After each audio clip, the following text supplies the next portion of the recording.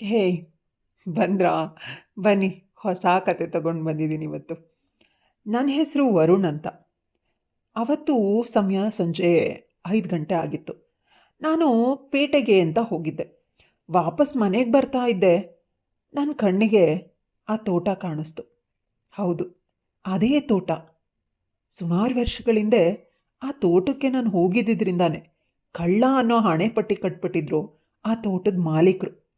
ಹಂಗಂತ ಅವನೇನು ಆ ತೋಟದ ಮಾಲೀಕರಿಗೆ ಅಪರಿಚಿತ ಏನಲ್ಲ. ನಾನು ಅವ್ರ ನೆರೆ ಮನೆ ಹುಡುಗ ಆಗಿದ್ದೆ. ಅಂದಹಾಗೆ ನಾನು 9ನೇ ತರಗತಿನಲ್ಲಿ ಓದ್ತಾ ಇದ್ದಿದ್ದು ಹುಡುಗ.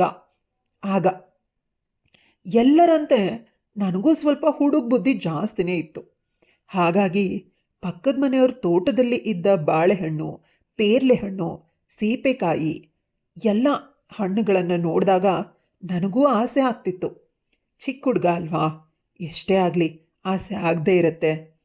ಸೀದಾ ಅವ್ರ ತೋಟಕ್ಕೆ ಹೋಗಿ ಅಲ್ಲಿಂದ ಹಣ್ಣನ್ನು ಕೊಯ್ದು ತಿಂದ್ಬಿಡ್ತಿದ್ದೆ. ಆದರೆ ನಾನು ದುರಾದೃಷ್ಟನೋ ಏನೋ ಗೊತ್ತಿಲ್ಲ, ಅವತ್ತು ಅದೇ ತೋಟದ ಯಜಮಾನನ ಕೈಗೆ ಸಿಕ್ಬಿದ್ಬಿಟ್ಟಿದ್ದೆ. ನನಗೋ ಸಿಕ್ಕಾಪಟ್ಟೆ ಭಯ. ಚಿಕ್ಕ ಹುಡುಗ ಅಲ್ವಾ ಎಷ್ಟೇ ಆದ್ರೂ. ನನ್ನ ಕಿವಿನ ಗಟ್ಟಿಯಾಗಿ ಹಿಡ್ಕೊಂಡೋಗಿ ನನ್ನ ಅಪ್ಪನ ಮುಂದೆ ನಿಲ್ಲಿಸ್ಬಿಟ್ಟಿದ್ದ. ನಿಮ್ಮ ಮಗ ದೊಡ್ಡ ಕಳ್ಳ ಆಗ್ಬಿಟ್ಟಿದ್ದಾನೆ ಅಂತ ಬೈದು ಅವಮಾನನೂ ಮಾಡ್ದ.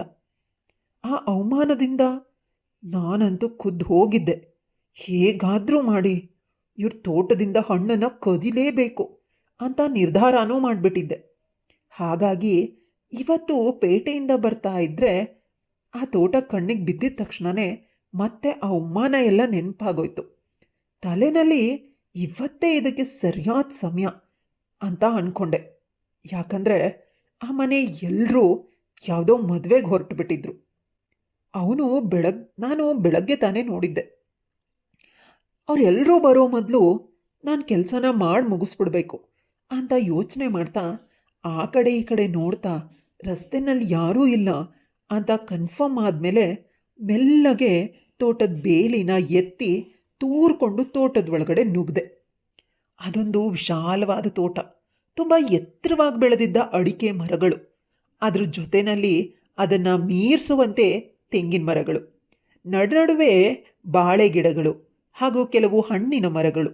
ಒಟ್ಟಿನಲ್ಲಿ ತೋಟ ಒಂಥರ ಕಾಡಿನ ಥರನೇ ಇತ್ತು. ಅಂದರೆ ಹೊರಗಿನಿಂದ ನಿಂತು ನೋಡಿದ್ರೆ ಒಳಗಡೆ ಏನಿದೆ ಅಂತಾನೂ ಕಾಣಿಸ್ತಿರ್ಲಿಲ್ಲ. ಅಷ್ಟೊಂದು ದಟ್ಟವಾಗಿ ಆವರಿಸ್ಕೊಂಡ್ಬಿಟ್ಟಿತ್ತು ಆ ತೋಟ. ಬಹುಶಃ ಆ ಊರಲ್ಲೇ ಅವನಿಗೇನೆ ಅನಿಸುತ್ತೆ ಅಷ್ಟು ದೊಡ್ಡ ತೋಟ ಇದ್ದಿದ್ದು. ನೋಡ್ಕೊಂಡು ಹೋದಷ್ಟು ಆ ತೋಟ ನನಗೆ ಮತ್ತಷ್ಟು ಜಾಸ್ತಿ ಆದ ಹಾಗೆ ಅನ್ನಿಸ್ತಾ ಇತ್ತು.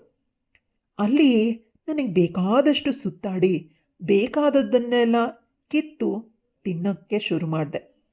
ಸೇಡು ತೀರಿಸ್ಕೊಂಡು ಖುಷಿಯಲ್ಲಿ ಇನ್ನೇನು ವಾಪಸ್ ಹೋಗಬೇಕು ಅನ್ನೋ ಅಷ್ಟರಲ್ಲಿ ಏನೋ ಸದ್ದು ಕೇಳಿಸ್ತು.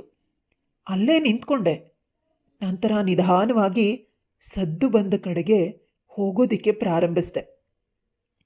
ನಾನು ಹತ್ರ ಹೋಗ್ತಾ ಇದ್ದಂತೆ ಆ ಸದ್ದಿನ ತೀವ್ರತೆ ಜಾಸ್ತಿ ಆಗ್ತಾನೆ ಹೋಯಿತು. ಈಗ ನನಗೆ ಆ ಸದ್ದು ತುಂಬ ಕ್ಲಿಯರ್ ಆಗಿ ಕೇಳಿಸ್ತಾ ಇದೆ. ಅದೊಂದು ಹುಡುಗಿ ಬಾಯಿಂದ ಬರ್ತಾ ಇದ್ದಂತಹ ಸದ್ದು. ಅಬ್ಬಾ, ಎಂಥ ಸದ್ದು ಅಂತೀರ. ಕೇಳ್ತಾ ಇದ್ರೆ ನಾನೇ ಒಂದು ಕ್ಷಣ ಹಂಗೆ ಸ್ಟನ್ ಆಗಿಬಿಟ್ಟೆ.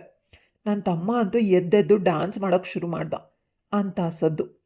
ಇಷ್ಟು ಕೇಳುವಾಗಲೇ ನನಗೆ ಅರ್ಥ ಆಗೋಗಿತ್ತು, ಯಾವುದೋ ಹುಡುಗಿ ಸುಖ ಪಡಿತಾ ಇದ್ದಾಳೆ ಅಂತ. ಆದರೆ ಒಂದು ಮಾತ್ರ ನನಗೆ ಅರ್ಥನೇ ಆಗಲಿಲ್ಲ. ಅದೇನು ಅಂದರೆ ಕೇವಲ ಹುಡುಗಿ ಬಾಯಿಂದ ಮಾತ್ರನೇ ಶಬ್ದಗಳು ಬರ್ತಾ ಇತ್ತು. ಯಾವ ಹುಡುಗನ ಬಾಯಿಂದನೂ ಯಾಕೆ ಶಬ್ದ ಬರ್ತಾನೇ ಇಲ್ಲ? ಇವನೇನು ಮೂಗನಾ?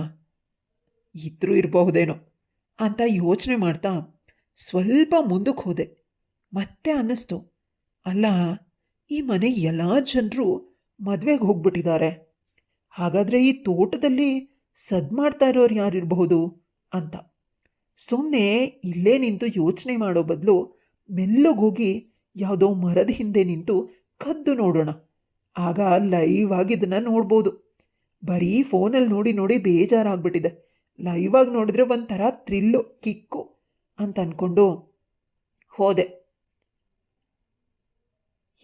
ಅಲ್ಲಿರೋರು ಯಾರು ಅಂತ ಗೊತ್ತಾಗುತ್ತೆ ಅಂತ ಯೋಚನೆ ಮಾಡಿ ನಿಧಾನಕ್ಕೆ ಹೆಜ್ಜೆ ಹಾಕಿ ಹೋಗಿ ಅಲ್ಲಿ ನಿಂತ್ಕೊಂಡೆ. ಅಲ್ಲಿನ ದೃಶ್ಯನ ನೋಡಿ ಒಂದು ಕ್ಷಣ ಗಾಬರಿಯಿಂದ ಸ್ಟನ್ ಆಗೋದೆ. ಅಲ್ಲಿ ಅವನ ಮತ್ತೊಂದು ನೆರೆಮನೆಯ ಹುಡುಗಿ ಇದ್ಲು. ಅವಳ ಹೆಸರು ದೀಪ ಅಂತ. ಅಂದರೆ ಆ ತೋಟದ ಮಾಲೀಕನ ಮನೆ. ಈ ಕಡೆ ಬದಿನಲ್ಲಿ ನಾವಿದ್ರೆ ಆ ಕಡೆ ಪಕ್ಕದಲ್ಲಿ ದೀಪಾಳ ಮನೆ ಇತ್ತು. ಇವನ ಮನೆ ಎಡಗಡೆ ಇತ್ತು. ದೀಪ 16 ವರ್ಷದ ಫಸ್ಟ್ PUCನ ಓದ್ತಾ ಇರುವಂಥ ಸುಂದರವಾದ ಹುಡುಗಿ. ವಯಸ್ಸಿಗೆ ತಕ್ಕಂತೆ ದೇಹದ ಉಬ್ಬು ತಗ್ಗುಗಳ ಬೆಳವಣಿಗೆ ಸಿಕ್ಕಾಪಟ್ಟೆ ಚೆನ್ನಾಗೇ ಆಗಿತ್ತು. ನೋಡೋರ ಕಣ್ಣಂತೂ ಕುಕ್ಕುತ್ತಾ ಇತ್ತು. ನಾನು ದೀಪಾಳನ್ನು ಇನ್ನೊಬ್ಬರ ತೋಟದಲ್ಲಿ ಕಂಡು ಒಂದು ಕ್ಷಣ ದಂಗಾಗೋದೆ. ಆದರೆ ಅದಕ್ಕಿಂತನೂ ಮುಖ್ಯವಾಗಿ ನಾನು ಶಾಕ್ ಆಗೋದಕ್ಕೆ ಇನ್ನೊಂದು ಕಾರಣ ಏನಪ್ಪ ಅಂದರೆ, ಆ ತೋಟದಲ್ಲಿ ಅವಳು ಒಬ್ಬಳೇ ಇದ್ಲು. ಅವಳನ್ನು ಬಿಟ್ಟರೆ ಬೇರೆ ಯಾವ ನರಪಿಳ್ಳೆನೂ ಅಲ್ಲಿರಲಿಲ್ಲ. ಆಗ ನನಗೆ ತಕ್ಷಣ ಫ್ಲಾಶ್ ಆಯಿತು, ಯಾಕೆ ಹುಡುಗಿ ಶಬ್ದ ಮಾತ್ರನೇ ಬರ್ತಾ ಇದೆ, ಹುಡುಗನ ಶಬ್ದ ಕೇಳಿಸ್ತಾನೇ ಇಲ್ವಲ್ಲ ಅಂತ. ಯಾಕಂದರೆ ಅಲ್ಲಿ ಯಾರೂ ಹುಡುಗನೇ ಇರಲಿಲ್ಲ, ಇದ್ದಿದ್ದು ಅವಳು ಮಾತ್ರನೇ. ಏನು ನೋಡ್ಕೊಂಡು ಬಂದಿದ್ಲೋ ಏನೋ ನನಗೆ ಗೊತ್ತಿಲ್ಲ. ಆದರೆ ಬಟ್ಟೆನೆಲ್ಲ ಬಿಚ್ಚಿಬಿಟ್ಟು ತನ್ನ ಪಾಡಿಗೆ ತಾನು ಸ್ವರ್ಗದಲ್ಲಿ ತೇಲಾಡ್ತಾ ಇದ್ಲು. ನಾನು ಅಲ್ಲೋಗಿ ನೋಡಿದಾಗ ದೀಪಾ ತೋಟದಲ್ಲಿ ಒಂದು ಬಾಳೆ ಎಲೆನ ನೆಲದ ಮೇಲೆ ಹಾಸ್ಕೊಂಡು ಮಲ್ಕೊಂಡ್ಬಿಟ್ಟಿದ್ಲು. ಹಬ್ಬ, ನಿಜಕ್ಕೂ ನಾನು ನೋಡಿ ಒಂದು ಕ್ಷಣ ದಂಗಾಗೋದೆ. ಇದೇನು ಮಾಡ್ತಿದ್ದಳು ಇವಳು ಅಂತ ನಿಧಾನಕ್ಕೆ ಅವಳನ್ನು ಆ ಸ್ಥಿತಿನಲ್ಲಿ ನೋಡಿ ನನ್ನ ಕೈಲಿ ಕಂಟ್ರೋಲ್ ಮಾಡೋಕ್ಕಾಗುತ್ತಾ ಸೀದಾ ಒಳಗಡೆ ಹೋದವನೇ ನನ್ನ ಬಟ್ಟೆನೆಲ್ಲ ಬಿಚ್ಚಿ ಅವಳ ಪಕ್ಕ ಮಲ್ಕೊಂಡು ಗಟ್ಟಿಯಾಗಿ ಅಪ್ಕೊಂಡೆ. ತಕ್ಷಣಕ್ಕೆ ವಾಸ್ತವಕ್ಕೆ ಬಂದವಳು ನನ್ನನ್ನು ದೂರ ತಳ್ಳಿ ತನ್ನ ಬಾಡಿನ ತನ್ನ ಕೈಗಳಿಂದನೇ ಮುಚ್ಕೊಳ್ಳೋಕ್ಕೆ ಶುರು ಮಾಡಿದ್ಲು. ಹೇ, ಇಲ್ಲೇನು ಮಾಡ್ತಿದ್ಯಾ ನೀನು, ಹೋಗು ಅಂತ ಹೇಳಿದ್ಲು. ನಾನು ಇಲ್ಲೇನು ಮಾಡ್ತಿದ್ದೀನಿ ಅಂತ ಹೇಳೋದಕ್ಕಿಂತ ಮುಂಚೆ ನೀನಿಲ್ಲೇನು ಮಾಡ್ತಿದ್ಯಾ ಮೊದಲು ಅದನ್ನು ಹೇಳು ಅಂತಂದೆ. ನಾನು ಏನಾದರೂ ಮಾಡ್ತೀನಿ, ನೀನು ಯಾವನು ಕೇಳೋಕ್ಕೆ, ಇದೇ ನಿಮ್ಮ ತೋಟನಾ ಅಂತ ಹೇಳಿದ್ಲು. ಹೌದಾ, ಸರಿ ಸರಿ, ನೀನು ಏನೇನು ಮಾಡ್ತಿದ್ಯೋ ಅದನ್ನು ವೀಡಿಯೋ ಮಾಡಿಟ್ಕೊಂಡಿದ್ದೀನಿ, ಸೀದಾ ಹೋಗಿ ನಿಮ್ಮ ಅಪ್ಪನ ಹತ್ರ ಹೇಳ್ತೀನಿ. ಆಗ ಹೇಳ್ತಾರೆ ಇದು ಯಾರ ತೋಟ, ನಾನೇನು ಮಾಡ್ತಾಯಿದ್ದೀನಿ ಇಲ್ಲಿ, ನೀನೇನು ಮಾಡ್ತಾಯಿದ್ದೆ, ಎಲ್ಲನೂ ನಿನ್ನ ಅಪ್ಪನೇ ಹೇಳ್ತಾರೆ ಅಂತಂದೆ. ಭಯದಿಂದ ಜೋರಾಗಿ ಅಳಕ್ಕೆ ಶುರು ಮಾಡಿದ್ಲು. ಸೀದಾ ಹೋಗಿ ಅವಳು ಬಾಯಿ ಮುಚ್ಚಿದೆ. ಜೋರಾಗಿ ಅಳಬೇಡ ಕಣೆ ಅಂದೆ. ಅದಕ್ಕೆ ಅವಳು, ತಪ್ಪಾಯಿತು, ನನ್ನನ್ನು ಕ್ಷಮಿಸ್ಬಿಡು, ನನ್ನನ್ನು ಬಿಟ್ಬಿಡು, ನಾನು ಹೊರಟೋಗ್ತೀನಿ ಅಂದ್ಲು. ಅದಕ್ಕೆ ನಾನು, ಹೋಗೋದಕ್ಕಿಂತ ಮುಂಚೆ ಹೇಳು, ನೀನೇನು ಮಾಡ್ತಿದ್ಯಾ ಇಲ್ಲಿ, ಇಷ್ಟು ದೂರ ಬಂದು ಅದು ಇವ್ರ ತೋಟದಲ್ಲಿರೋ ಮನೆ ಒಳಗಡೆ ಬರೋದಕ್ಕೆ ನಿಂಗೆ ಎಷ್ಟು ಧೈರ್ಯ, ಈ ಧೈರ್ಯ ಎಲ್ಲಿಂದ ಬಂತು ನಿನಗೆ, ಹುಡುಗಾಗಿ ನಾನೇ ಒಂದು ಕ್ಷಣ ಭಯ ಪಡ್ತೀನಿ, ಅದು ಸರಿ, ನಿನ್ನನ್ನು ಇಲ್ಲಿವರೆಗ ಬರೋ ಅಂತ ರೈಟ್ಸ್ ಕೊಟ್ಟಿದ್ದಾದರೂ ಯಾರು ನಿನಗೆ ಅಂತ ಕೇಳಿದೆ. ಅವಳು ಭಯ ಪಟ್ಕೊಂಡು ಇನ್ನೂ ಜೋರಾಗಿ ಆಳೋದಕ್ಕೆ ಶುರು ಮಾಡಿದ್ಲು. ಏನೂ ಇಲ್ಲ, ಇವತ್ತು ಯಾರೂ ಈ ತೋಟದಲ್ಲಿ ಇರಲ್ಲ ಅಂತ ಗೊತ್ತಲ್ವಾ, ಅದಕ್ಕೆ ಇಲ್ಲಿಗೆ ಬಂದೆ ಅಂತ ಹೇಳಿದ್ಲು. ನಂಬೋದಕ್ಕೆ ನಾನೇನು ದಡ್ಡನ, ನನ್ನನ್ನು ಸುಮ್ಮನೆ ಕೆರಳಿಸ್ಬೇಡ, ಏನು ವಿಷಯ ಅಂತ ನಿಜ ಹೇಳು, ಇಲ್ಲ ಅಂದರೆ ಈಗಲೇ ನಿಮ್ಮಪ್ಪಂಗೆ ಇದನ್ನು ವಾಟ್ಸಪ್ ಮಾಡ್ತೀನಿ ಅಂತಂದೆ. ಅವಳು ಅಳ್ತಾ ಜೋರಾಗಿ, ಈ ತೋಟದ ಮಾಲೀಕ ಡೈಲಿ ನನ್ನನ್ನು ಕರೆಸ್ಕೊತಾನೆ, ಅವನಿಗಿಷ್ಟ ಬಂದಂಗೆ ನನ್ನನ್ನು ಬಳಸ್ಕೊಳ್ತಾನೆ, ಇವತ್ತು ಕೂಡ ಅವನು ಇರ್ತಾನೆ ಅಂತ ಬಂದೆ ಅಂತಂದ್ಲು. ನನಗೆ ನಿಜಕ್ಕೂ ಶಾಕ್ ಆಯಿತು. ಅಲ್ಲ, ನೀನು ಹೇಳಿದ್ದು ನಿನ್ನನ್ನು ಅವನೇ ಕರೆಸ್ಕೊಂಡು ಬಳಸ್ಕೊಳ್ತಾನೆ ಅಂತ. ಅದು ಸರಿ, ಅವನು ಕರೆದಿದ ತಕ್ಷಣ ನೀನೇನಕ್ಕೆ ಬರ್ತೀಯಾ ಅಂತ ಕೇಳಿದೆ. ಅದಕ್ಕೆ ಅವಳು, 6 ತಿಂಗಳಿಂದೆ ಇವ್ರ ಮರದಲ್ಲೆಲ್ಲ ಹಣ್ಣು ಕಿತ್ಬಿಟ್ಟಿದ್ದೆ, ಅದನ್ನು ಅವನು ಫೋಟೋ ತೆಗೆದು ಇಟ್ಕೊಂಡಿದ್ದಾನೆ, ನನ್ನನ್ನು ಬ್ಲಾಕ್ ಮೇಲ್ ಮಾಡಿ ಕರೆಸ್ಕೊತಾನೆ ಅಂತ ಹೇಳಿದ್ಲು. ನನ್ನ ಮಗ, ಹುಡುಗ ಆಗಿದ್ದಕ್ಕೆ ನನ್ನನ್ನು ಅವಮಾನ ಮಾಡಿ ಕಳಿಸ್ದ, ಇವಳು ಹುಡುಗಿ ಆಗಿದ್ದಕ್ಕೆ ಈ ರೀತಿ ಬಳಸ್ಕೊತಿದ್ದಾನೆ ಅಂತ ಅಂದ್ಕೊಂಡೆ. ಸರಿ, ಅದೇನೋ ಸರಿ, ಇವತ್ತೇನೋ ನಿನ್ನ ಕರೆದಿರಲಿಲ್ಲ ತಾನೆ, ಮತ್ತು ಏನಕ್ಕೆ ನೀನು ಬಂದೆ ಅಂತ ಕೇಳಿದೆ. ಅದು 6 ತಿಂಗಳಿಂದ ಅಭ್ಯಾಸ ಆಗಿಬಿಟ್ಟಿತ್ತಲ್ಲ, ಇವತ್ತು ಬೇಕು ಅಂತ ಅನ್ನಿಸ್ತು, ಅದಕ್ಕೆ ಬಂದೆ. ಬಟ್ ಇಲ್ಲಿ ಯಾರೂ ಇಲ್ವಲ್ಲ, ಹಾಗೆ ಸುಮ್ಮನೆ ಅಂತ ಬಿಡಿಸಿ ಬಿಡಿಸಿ ತೊದ್ಲುತ್ತಾ ಇದ್ಲು. ಹ್ಞೂ, ಅಂದರೆ ನಿನಗೆ ಇವಾಗ ಅದು ಬೇಕು ಅಂತಂದೆ. ಹಾಗೇನೂ ಇಲ್ಲ ಅಂದ್ಲು.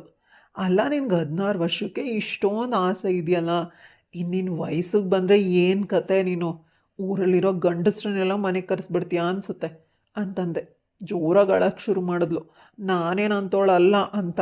ಹೌದೌದು, ನೀನು ಎಂಥೋಳು ಅಂತ ಇವತ್ತು ತಾನೇ ಗೊತ್ತಾಯಿತು ನನಗೆ. ಸರಿ ಬಾ, ನಿನಗದು ಬೇಕಷ್ಟೆ. ಅದು ಯಾರಿಂದ ಸಿಕ್ಕಿದ್ರೇನು, ನಾನೇ ಇದ್ದೀನಲ್ಲ, ನಾನು ಗಂಡಸೇನೆ, ಏನು ಅಂತ ತೋರಿಸ್ತೀನಿ ಬಾ ಅಂತ ಅವಳನ್ನು ಆವರಿಸ್ಕೊತಾ ಹೋದೆ. ಯಪ್ಪ, ನಿಜ ಹೇಳ್ತೀನಿ, ಎಂಥ ವಯಸ್ಸಿನ ಹೆಂಗಸರಾಗಲಿ ಅಥವಾ ತುಂಬ ಎಕ್ಸ್ಪೀರಿಯನ್ಸ್ ಇರೋರು ಕೂಡ ಇವಳಷ್ಟು ಸಹಕರಿಸಲ್ಲ. ಅಷ್ಟು ಚೆನ್ನಾಗಿ ಸಹಕರಿಸಿದ್ಲು. ಆ ಇಡೀ ತೋಟದಲ್ಲಿ ತಿಂದಂಥ ಹಣ್ಣಿನ ರುಚಿನೇ ಮರ್ತೋಯ್ತು. ಬರೀ ಇವಳು ಗುಂಗಲ್ಲೇ ತೇಲಾಡೋ ಥರ ಮಾಡಿಬಿಟ್ಲು ನನ್ನನ್ನು. ಅವತ್ತಿಬ್ಬರು ಕೆಲಸ ಮುಗಿಸ್ಕೊಂಡು ಹಂಗೋ ಹಿಂಗೋ ಮನೆಗೆ ಹೋದ್ವಿ. ಬಟ್ ನನಗೆ ಅವಳ ನೆನಪಿಂದ, ಆ ಸುಖದಿಂದ ಹೊರಗಡೆ ಬರೋದಕ್ಕಾಗಲೇ ಇಲ್ಲ. ಅಷ್ಟು ನನ್ನನ್ನು ಹುಚ್ಚನ ಥರ ಮಾಡಿಬಿಟ್ಟಿದ್ಲು. ಕೊನೆಗಂತೂ ಅವಳನ್ನು ಬೇಡ್ಕೊಳ್ಳೋ ಲೆವೆಲಿಗೆಲ್ಲ ಬಂದುಬಿಟ್ಟಿದ್ದೆ. ಆಮೇಲೆ ನನ್ನ ಹತ್ರ ಹೆಂಗಿದ್ರು ವೀಡಿಯೋ ಇತ್ತಲ್ಲ, ಅದನ್ನು ತೋರಿಸಿ ಹಂಗೋ ಹಿಂಗೋ ಮಾಡಿ ಡೈಲಿ ಯೂಸ್ ಮಾಡೋಕ್ಕೆ ಶುರು ಮಾಡಿದೆ. ಅವಳಿಗೆ ಮದುವೆ ಆಗಿದ್ದು 26 ವರ್ಷಕ್ಕೆ. ಅಷ್ಟರಲ್ಲಾಗಲೇ ಲೆಕ್ಕನೇ ಇಲ್ಲದೆ ಇರೋ ಅಷ್ಟು ಸಲ ನನ್ನ ಜೊತೆ ಮಲಗಿಬಿಟ್ಟಿದ್ಲು ಅವಳು. ಚೆನ್ನಾಗಿ ಕಬ್ಬಿನ ರಸ ತೆಗಿಯೋ ಥರ ಹಿಂಡಿ ಹಿಪ್ಪೆ ಮಾಡಿ ಬಿಸಾಕ್ಬಿಟ್ಟಿದ್ದೆ. ಆಮೇಲೆ ನನಗೂ ಮದುವೆ ಆಯಿತು. ಹೆಂಡತಿ ಪಕ್ಕಕ್ಕೆ ಬಂದಳು. ಅವಳ ಅವಶ್ಯಕತೆ ಇಲ್ಲ ಅಂತಲೂ ಅನ್ನಿಸ್ತು. ಅದಾದಮೇಲೆ ಅವಳು ಮದುವೆ ಆದಳು. ಅದಕ್ಕಿಂತ ಮುಂಚೆ ಅವ್ರ ಅಪ್ಪ ಏನು ಹುಡುಗನ ಹುಡುಕಿಲ್ಲ ಅಂತೇನಿಲ್ಲ, ಹುಡುಗನ ಹುಡುಕ್ತಿದ್ರು. ನನಗೆ ಬೇಕಾಗಿತ್ತಲ್ಲ ಇವಳು. ಮದುವೆ ಆಗಿ ಹೋಗ್ಬಿಟ್ರೆ ಇವಳು ನಂಗೆ ಸಿಗಲ್ಲ ಅನ್ನೋ ಒಂದೇ ಉದ್ದೇಶಕ್ಕೆ ಅವಳನ್ನ ಬ್ಲ್ಯಾಕ್ ಮೇಲ್ ಮಾಡಿ ಮದುವೆಗೆ ಒಪ್ಕೊಳ್ದೇ ಇರೋ ಥರ ಇಟ್ಕೊಂಡಿದ್ದೆ. ಯಾವಾಗ ನನಗೆ ಮದುವೆ ಆಯಿತೋ ಆಮೇಲೆ ಅವಳನ್ನು ಮದುವೆ ಆಗಕ್ಕೆ ಬಿಟ್ಟಿದ್ದು. ಪಾಪ ಅವಳ ಗಂಡ ಇವಾಗ ಏನು ಮಾಡ್ತಾ ಇದ್ದಾನೋ ಏನೋ ನನಗೆ ಗೊತ್ತಿಲ್ಲ. ಆದರೆ ನಾನಂತೂ ನನ್ನ ಹೆಂಡತಿ ಜೊತೆ ತುಂಬಾ ಚೆನ್ನಾಗಿದ್ದೀನಿ. ಕತೆ ಇಲ್ಲಿಗೆ ಮುಗಿಯುತ್ತೆ.